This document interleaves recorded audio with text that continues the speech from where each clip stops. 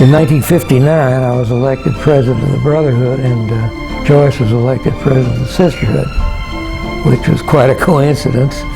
It hasn't happened since, and it didn't happen before.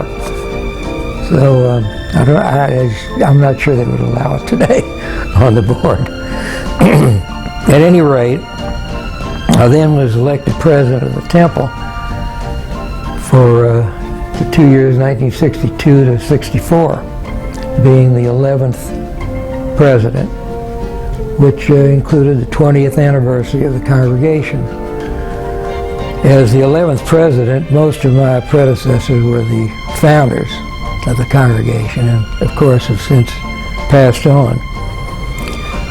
It's really quite an honor, very much of an honor. So you have to be willing to give time, not only on weekends, but some evenings, some afternoons, and you spend quite a bit of time with the rabbi in certain matters. In fact, Rabbi Kahn mentioned to me many, many years later that he wasn't exactly sure how to conduct himself with me because I was the first president who was younger than he was. So I had no idea that had bothered him at that time. I think we had our first new membership dinner for the first time. A full-time religious school director was hired. That was Harold Reingold.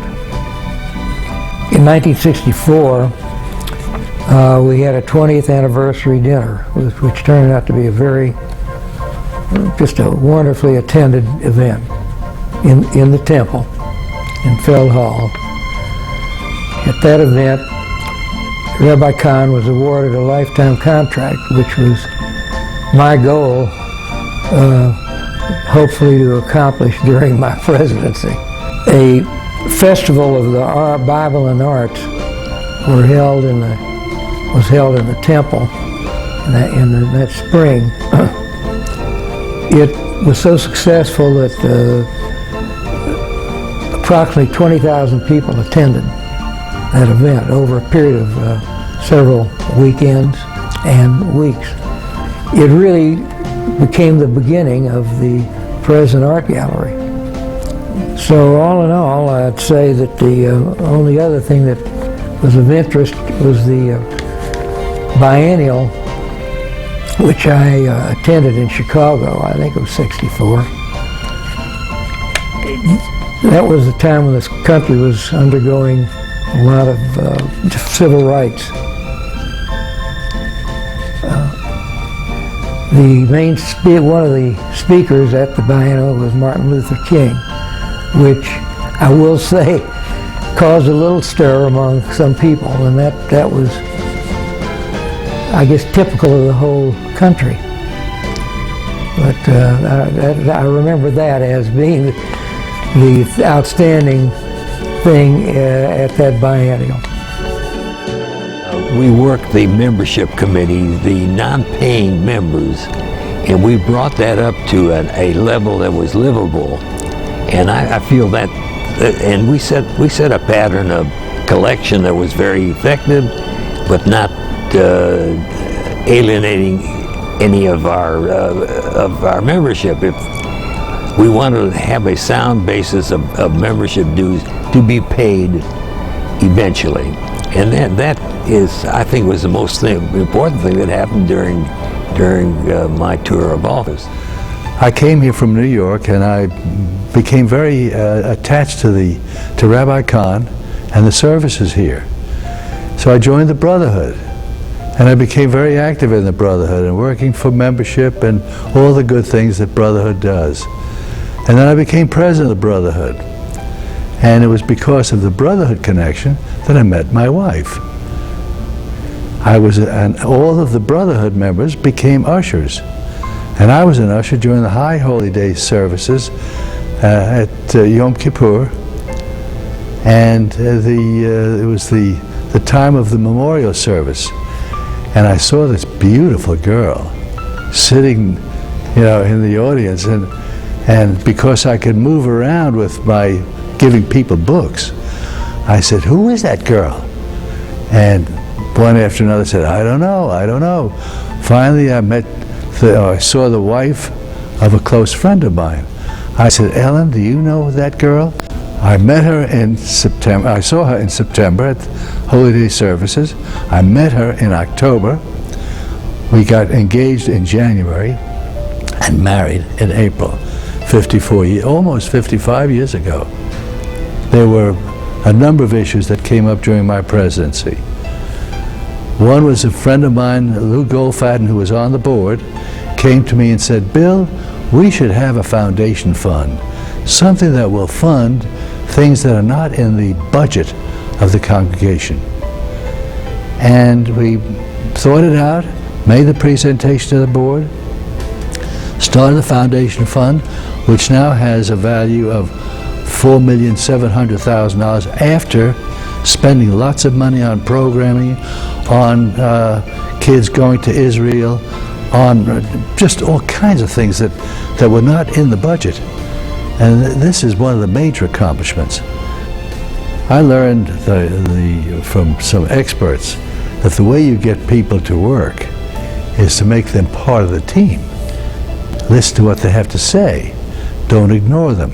Well, I grew a lot personally because without question, to be president of an organization like Congregation of Emmanuelle, you have to build consensus, you have to listen to people, and everybody has an opinion on everything, and you have to learn to listen. And learning to listen is an art, so to speak, and very important characteristic, and it's the nature of Emmanuelle. Emmanuelle has always been a very democratic, conceptual organization, and everybody counts, and everybody's voice counts, and their messages count, and that's sort of the underlying philosophy of the congregation.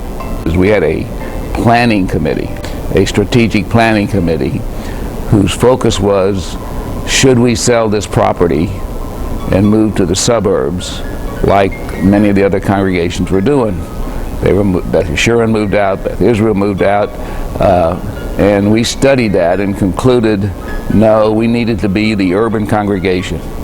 We had the stability and the permanence of being across from Rice, being basically close to the museum district, and we felt like, and looking back we were so right, but we felt like this is a permanent urban location.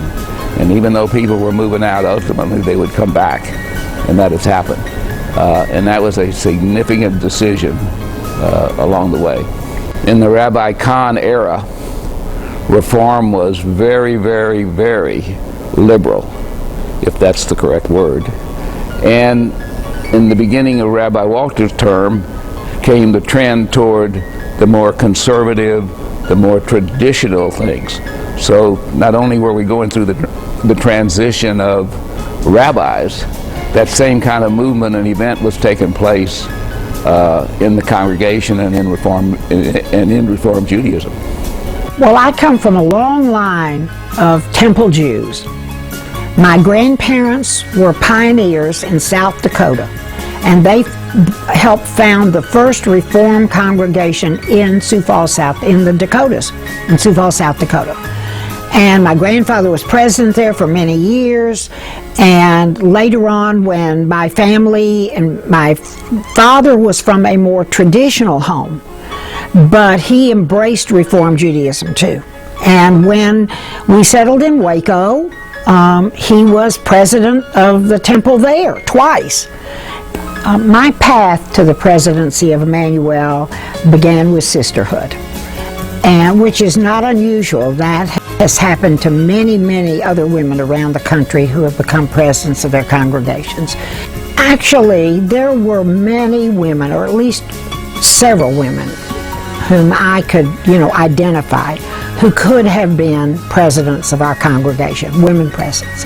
And for one reason or another, circumstantial, or because they chose not to, they did not go up to being president. But we never had it was not really a gender barrier.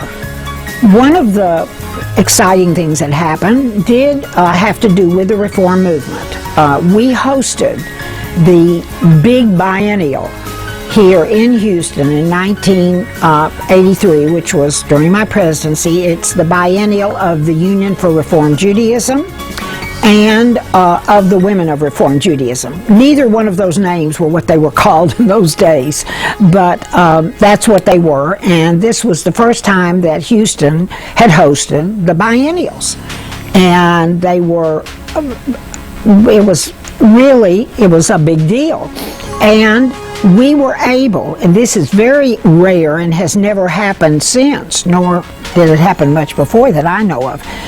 Instead of using a convention center or even a large hotel with meeting facilities for our big get-togethers, which were primarily on Friday night and Saturday night with the big sessions together, we actually used our two large Reform congregations here. Yeah, I was been very active in the congregation for a number of years, and I was president of PTA, and someone I think approached me to run for the temple board, and I ran from the floor and got elected from the floor, and I don't think that's happened since then. I don't think anybody's been elected from the floor since then. My daughter is a rabbi, and it was during my administration, as a matter of fact, just coincidentally, she was ordained during my administration. In that graduating class were my daughter Marcia, was Michael Datz, Les Bronstein, and David Lipper, all of whom went on to rabbinic school and have had very nice careers. And I think that speaks very nicely for the congregation. I think it was in '88, it might have been '87, I've forgotten exactly. There was a march in Washington for Soviet Jewry, the community center delegation. And there we were on the Mall of Washington. When we came back, there was in progress at Beth Israel a unification program, and we marched in at the same time, and I get a little emotional about it. They were playing "Light One Candle," and here our whole congregation, our representatives marched in, and it was extremely moving to me. Well, my path to the presidency of Emmanuelle really started with my father-in-law, Ben Blum, who was president a number of years before I was. And the temple has always been a very important part of our lives and our total family life. I think one of the things that I had a hand in that really means a lot to me was the early childhood program. That was started, I think it started during Dick Plum's presidency when I was his senior vice president, and then it continued with mine. And we really pushed hard to get a good early childhood program started because we felt like the way to keep the temple alive and vibrant was to attract young people, and one way to attract young people was to have a good educational facility for young children. There was a lot of building going on around here. This is when the religious school wing was built, the multi-purpose room was built. All that construction was going on at that time. And most of my executive committee was made up of members of the various building trades who contributed their expertise to the design and the construction. We were rewriting the bylaws then. There was a lot of tumult about the bylaws, and we had several meetings dealing with the bylaws, and finally we passed new bylaws. Our longtime executive director had retired just before I became president, and we were in the midst of searching, and the search went on through several administrations, not only mine. At one time, we were without any executive director, and Stuart Shuby, who was the treasurer at the time, he and I would come in on Friday afternoon, and we would do whatever was necessary to keep the financial thing going. Maurice Krinsky, who is Louis Krinsky's father, was involved in some activity, and I got on a committee where he was involved, and was very impressed with his passion about the congregation. And I served on the religious school committee and was asked to be chairman of the religious school committee after I got on the board.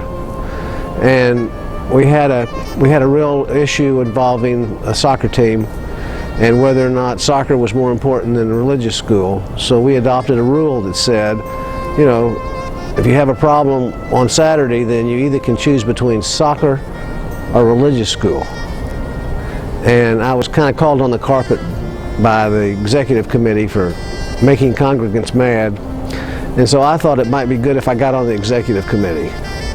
I became president of the congregation at a time when the congregation was really having financial problems. We did not have a cantor, and the congregation was having a difficult time because people were not paying their fair share, and that some couldn't pay their fair share, and some were just spoiled into not paying their fair share. And we had also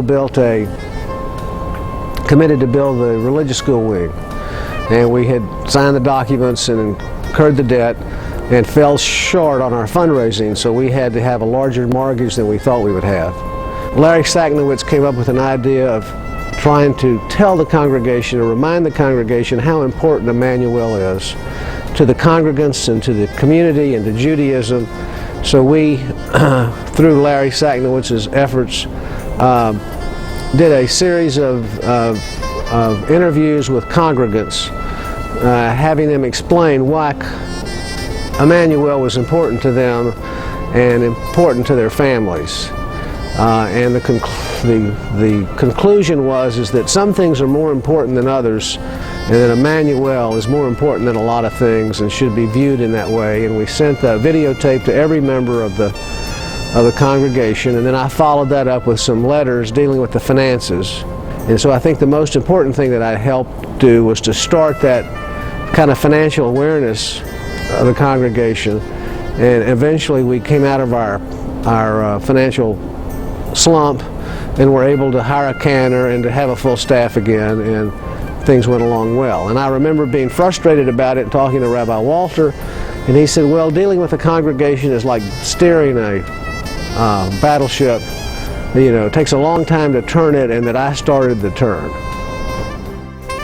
I was fortunate enough to be the first president of the congregation who was actually consecrated in the congregation. So that's quite an interesting distinction that I had.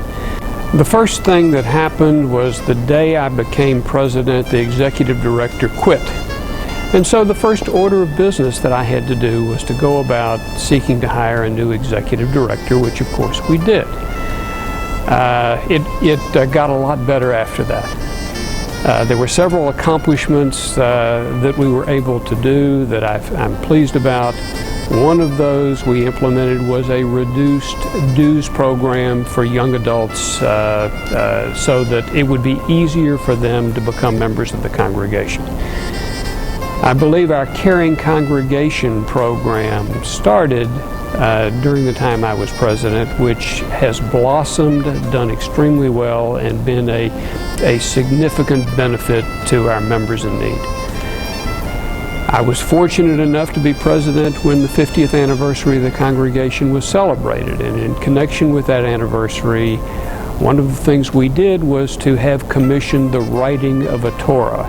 And all of our members were able to participate not only financially, but in meeting with and dealing with the scribe and actually having something to do with the actual writing of the Torah. It was a wonderful experience for our members and their parents and their children as well. We had a significant debt from renovation of the building. And toward the end of my term as president, we were very fortunate, and I'd like to take credit, but Rabbi Walter and Ed Wolf really deserve the credit for getting Al Herstein to pay off our debt, which left us in a much sounder financial position than when I began my term as president. It's funny you'd ask about goals, because I actually went back into my dusty records and found some goals and objectives and mission statement that I put together at the beginning of my administration, and I'll just refer to my notes if I might. My mission statement said I wanted the congregation to be a place which instills in members the desire to lead a rich Jewish life. I wanted to preserve and develop Jewish traditions and future generations of informed Jews. I wanted to provide spiritually fulfilling worship. I wanted to have a comprehensive, quality, and intensive Jewish education for youth and adults, and including a formal consideration of a day school for Emmanuelle. And then I wrote something about serving as a community leader in doing public acts of tzedakah and gimlet hasidim, both within and outside the Jewish community. If I look for specific things that we achieved, we started the membership campaign, which is in the 90s and up until this day is called the High Campaign, where we actually put memberships on sale and really attract members who might be a little put off by the financial aspects of synagogue membership. And that campaign has been very, very successful. It was indeed a pleasure to be the president of Emmanuelle at the time that Rabbi Walter received tenure. There are so many things that meant so much to me as being president. One of the highlights was having two of my grandsons have their bar mitzvahs during the time that I was president. Another highlight of my life was when Bert DuBois, our former executive director, urged me to attend a budget meeting in New York of the union. It was very informative. The upshot of the meeting was that the national president of the union came to Houston, a rare occurrence, to pay us a visit and to discuss the mum dues issue. All the congregations in the United States were having financial difficulties due to the times in which we lived, and mum dues was a big part of our budget. It was not working well for any of us. I would like to tell you that Emmanuelle can take the lion's share of solving this problem, because a few months later in Dallas at the biennial, they adopted a new and much more workable system. It made a world of difference in making all of our programs viable. My son was president of TEFTI. It was at a time after the congregation had just built the new religious school wing. There was some debt, and it was a time that was pretty unsettled here. And he came home and told me that, "Dad, you need to get involved, that the congregation needs you." And I thought about it very seriously. The president at that time was Michael Wilk, and I wrote Michael a letter. I said, my son has enlightened me about the issues at the congregation. I would like to try to contribute in some way to turn it around. I did make a contribution to the new building fund, which I had not done before that. And 3 months later, I got a call from Michael appointing me to the board. So that was my beginning of leadership. And I want to tell you that it was a real privilege to serve our congregation and our community. And I can tell you that I got much more than I think that I gave. My path is probably the same as almost every president in this congregation. It's an accidental path. And I've told this story before, but I was shielded for the first half of my temple life because my wife, Barbara, was very active in congregation. And she was on the board and active in a lot of committees, and she ultimately became term limited. And that's when my friend Joe Williams called me and said, "Would you try the board?" I said, "No, absolutely not. I'm not interested at all." And he finally talked me into trying it for 1 year. During the year before I was elected to be president, we had the first meeting when Joe Prass asked us to attend lunch one day and introduce the idea of Camp Emmanuelle. And I think Ed Septimus and I and a couple other people were at that meeting, and it was almost an immediate love affair with the idea. This is so neat. And so it was a done deal, except that it became really challenging for the committee to put it on. But that first, but the interesting thing about the very first Camp Emmanuelle is that we were installed at Camp Emmanuelle. And it's just the way the calendar worked. We had the annual meeting, and the Camp Emmanuelle was shortly thereafter. So we were able to be installed, and it was a very moving experience. Myra, I guess, orchestrated an installation ceremony that was very special in that environment of Green Family Camp. And the story that I always remember, my family was there, and Lauren, my oldest grandchild, was 6 years old at the time. And after this ceremony that everybody was standing there, it was in the dark. I think there were candles. I don't know what else there was. And I heard shortly thereafter that she looked up at her mother and said, "Does this mean Papa's a rabbi now?" I think that's a great story.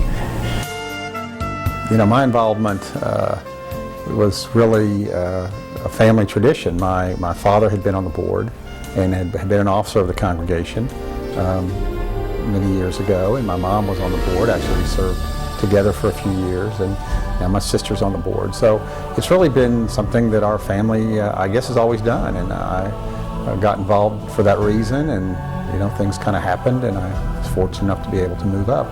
Well, my years were pretty uneventful. Fortunately, financially we were sound and didn't have any big controversies. The closest thing, I guess, was the controversy over the vacant lot next to the congregation, which we had negotiated to lease from Rice University we were going to turn it into parking, about 100 and something spaces, and it was all done, and except Rice wouldn't sign the agreement until we had talked with the neighbors behind it, because apparently they had been very vocal before when Rice built the student housing behind us. And somehow they got wind of what we were doing, and they raised a ruckus, and they got it into the newspapers, and so it was in the papers, and it was reported on, and somehow a quote got out that I said something to the reporter about us, keeping all the trees except for the trash trees, and she printed that, and I got a lot of flack, mostly good-natured, about trash trees and what are trash trees and how dare we, and those kinds of things. But it was, it passed. Unfortunately, we weren't able to do it. Rice backed off, and now, as you see, there's big, expensive townhouses going there. My theory, is that rabbis, all the clergy, they go to school, they learn how to be rabbis, they learn how to, or cantors, they learn how to teach, they learn how to do what they're supposed to do, and then they're thrown into a congregation, and ours is very large, that has its business side, and they're not taught to run a business, and all of a sudden they're supposed to be CEO of a business, and I think that's unfair to them, because they're really not trained that way, and that's not really what they want to do. And so it's really the obligation of the board and of the executive committee and the executive director to run the business side of the congregation and not put the rabbi in that position. I got involved in youth group activities when I was in high school, and I became president of the youth group. And back in, I believe, 1979, I was asked to join the board after having done committee work for the membership committee, the dues committee, and other committees. And I suppose that one could say that good work gets rewarded with more work. So early in my presidency, I announced to the congregation that we should undertake a campaign to upgrade and to improve the facilities of our cemetery property.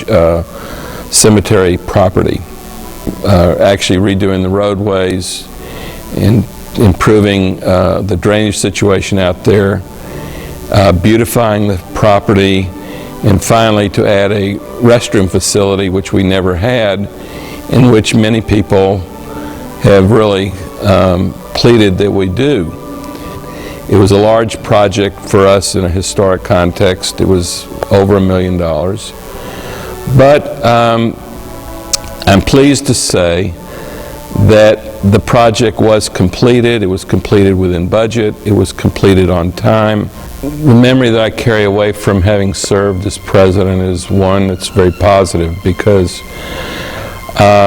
just from a purely fiscal point of view, the congregation was managed efficiently to the point that we showed budget surpluses in the 2 years that I was president, and that is a good, rewarding feeling, to be sure. I have been a lifelong member of Emmanuelle. My parents raised all three of their children here, consecrated, bar mitzvahed, confirmed, and it's just been part of my life in Houston, Texas, is this congregation. Raising my 4 children here brought the temple even closer to my heart. The idea of the expansion has been brewing for a number of years, and it emanates from both the professional staff as well as the lay leaders on the needs that we have for parking. We're landlocked. We are programming is scaled back due to lack of parking, and we can't do multiple things on Friday night that we want to do. We have 2 sessions of religious school instead of 1 session, which has been less than ideal for our congregants, and it's been brewing for a while, and the time is now to get it done. It's been a long time since we've had an expansion, and to tap our resources and make it happen. One of the highlights that I've had the pleasure of experience is walking through the congregation with one of our Torahs during the High Holy Days. A huge honor, huge responsibility, and a huge feeling of warmth and spirituality that, other than standing behind my kids while they were leading their bar mitzvah, that I hadn't felt before. And it was a huge plus and a huge benefit of serving as president.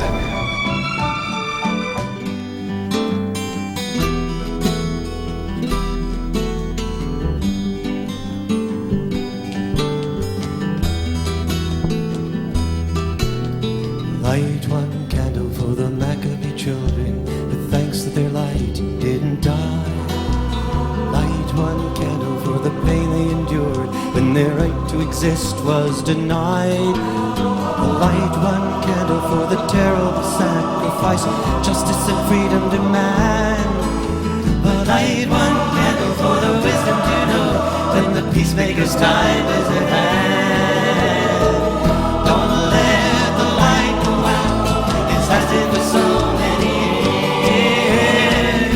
Don't let the light go out, let it shine through our love and our tears. Light one candle for the strength that we need to never become our own foe. And light one candle for those who are suffering pain we learned so long ago. Light one candle for all we believe in, let anger not tear us apart.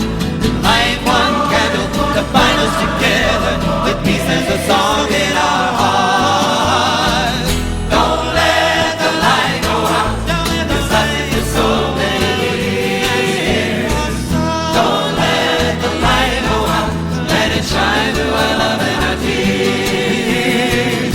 Don't let the light go out, it's lasted for so many years. Don't let the light go out, let it shine through our love and our tears.